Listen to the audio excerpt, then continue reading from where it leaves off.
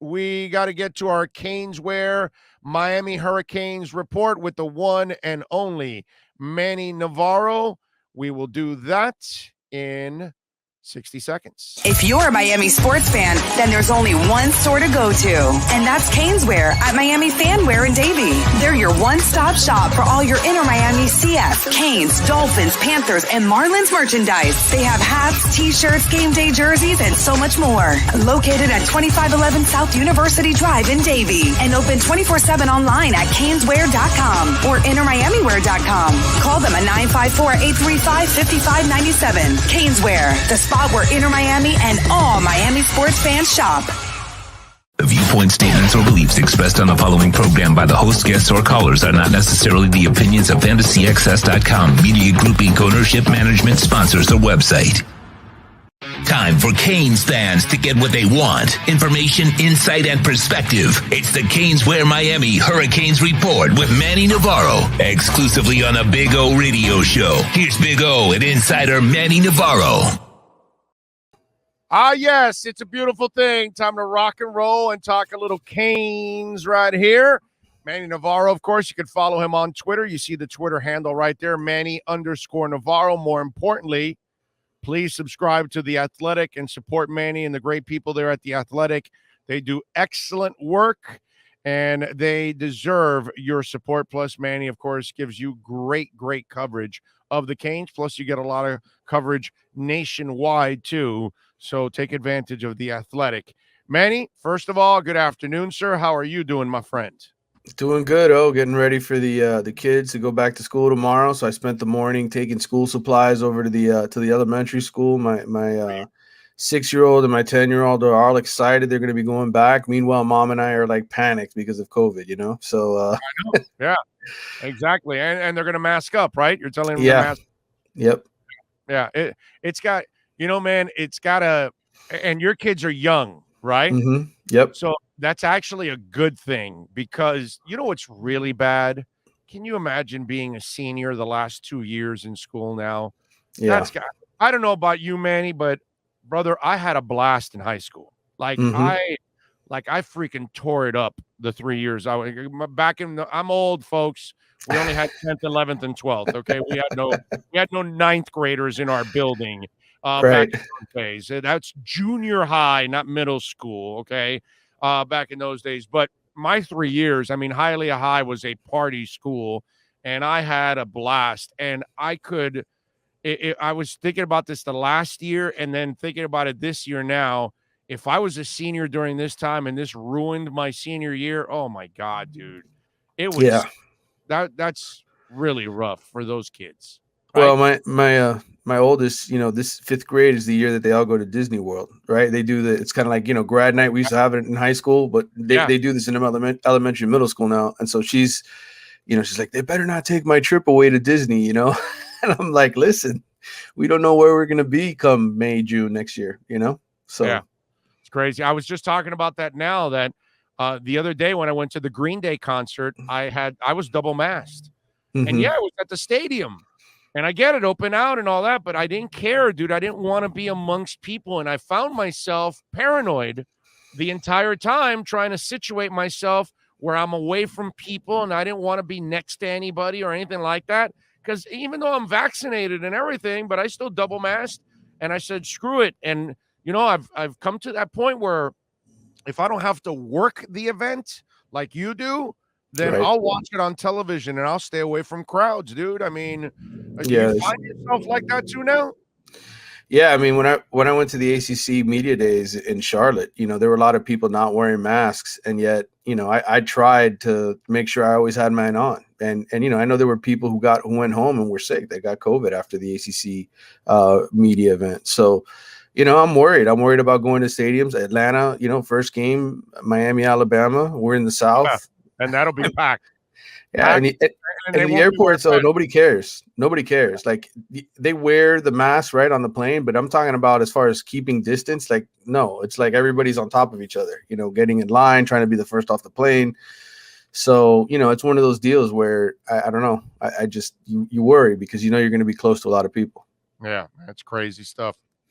All right, so news comes out. Canes are ranked 14th in the AP poll, Mm-hmm. and I was, I talked a little bit about this before you came on, and it almost like I was numb to the news. Like it Mm-hmm. doesn't mean I was talking about this because it doesn't. None of this means anything to me anymore.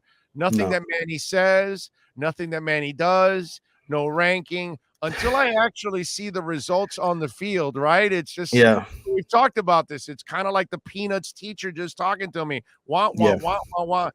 And it's sad, bro, that I'm at that point right now with this guy, as badly as we all wanted him, because it just felt like this was the natural, transition. Oh, again, I just, this is a subject that, you talk about hiring Manny Diaz and making him the coach. I questioned it from the get-go just because he didn't have any head coaching experience. I felt like, you want to go after a guy that's got head coaching experience. That said, there's really not a lot of great candidates out there anyway. There's not a lot of guys who want this job and want this responsibility with all the expectations. So I think he's as good as you're going to get right now for where the University of Miami is at overall as a program.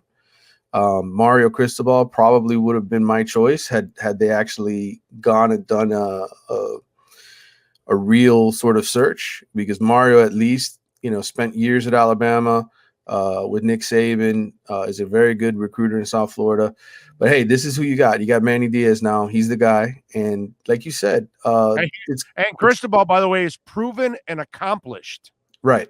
Right. That's the difference there. You know what I mean? Proven and accomplished. All right. This is a guy that was going to bowl games at FIU. All right. Now, so it's not just Oregon. You know what I mean? To me, that's kind of the knock on Butch Davis, where all these fans are so enamored with him. And it's like, dude, he never won anything in North Carolina. He couldn't even dominate at FIU. Lane Kiffin showed me more by dominating in that conference.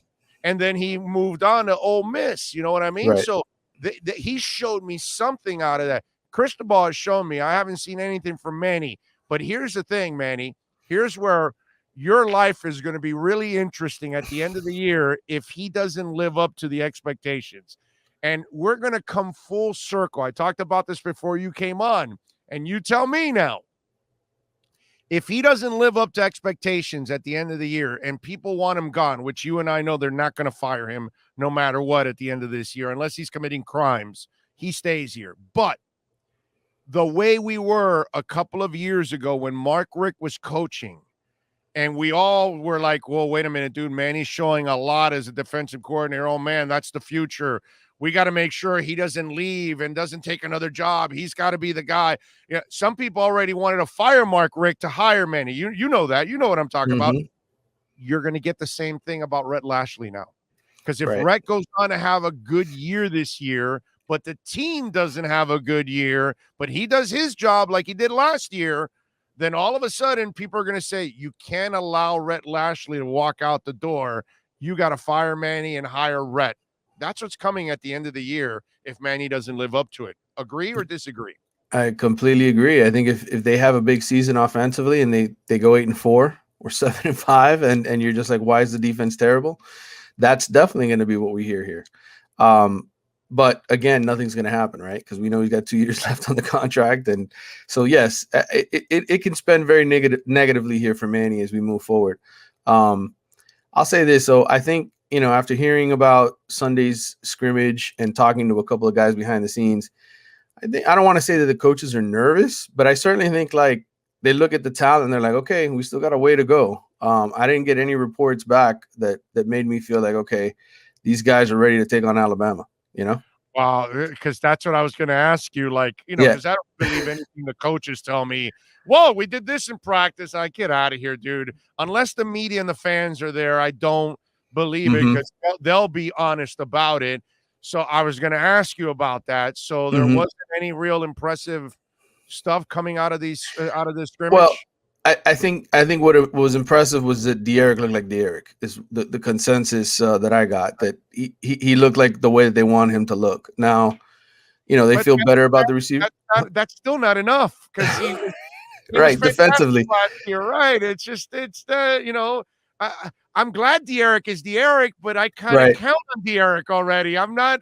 It's all the other stuff that I need to count on. Right. No, I think defensively, I think there's still ways to go. And it's the linebacker and defensive end. It's the two areas that we've been identifying since I've been coming on the show talking to you regularly. I think it's obvious that those are two areas where they still have to grow and get better. And we won't know until we get to see with our own eyes. Look, today will be an important day from a reporting perspective in the sense of, okay, where are guys lining up? First unit, second unit. We'll get a better idea, while we get to watch for 40 minutes, if any of the freshmen, because they raved about the freshmen, right, in the freshman receivers in Sunday scrimmage. Jacoby George had 7 catches, 127 yards, a touchdown, all that kind of stuff. They were raving. We'll find out today whether or not any of those freshmen are really in the mix, because if they're not running with the first or second team and they're still in the third team, then to me, that's Manny Diaz releasing the information that he wants released in his 2-minute interview after the scrimmage. Yeah, and at the same time, you go, well, the freshman receiver tore ass. Well, then how's your secondary doing then? You know what I mean? It's right. Well, I know they went up against the third team. They were going up against walk-ons and other freshmen. So this was not Tyreek Stevenson and DJ Ivy and Bubba Bolden that were giving up 127 yards to Jacoby George.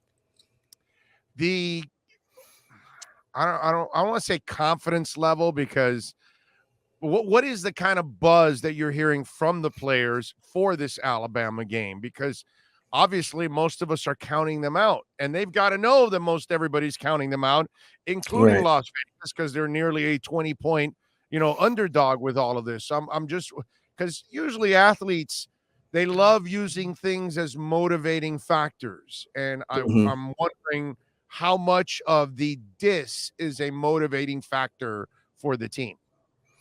Yeah, I mean, I think old school days, right? You'd think the old school Canes would be riled up, ready to go kill somebody, right? That's not Miami anymore. They're not they're not those guys, I mean, not just from the way that they play, but I think the attitude. I think that you still have a couple of guys that represent that old attitude. I think Anessa Silvera is a guy that kind of reminds me of that old nasty Cane type of attitude. I think Derek King, from talking to him, he has every motivation to go out there and play great, because he's trying to prove to NFL teams he can play quarterback. And what better tape is he going to get than doing that against Alabama? So, I think individually you have a couple cases, though, but this is not Jerome Brown and, any of those other dudes out there. I wish. Just give me Crumb Crusher. That's all. Just give me the Crumbster. That's it. Yeah. You know what I mean?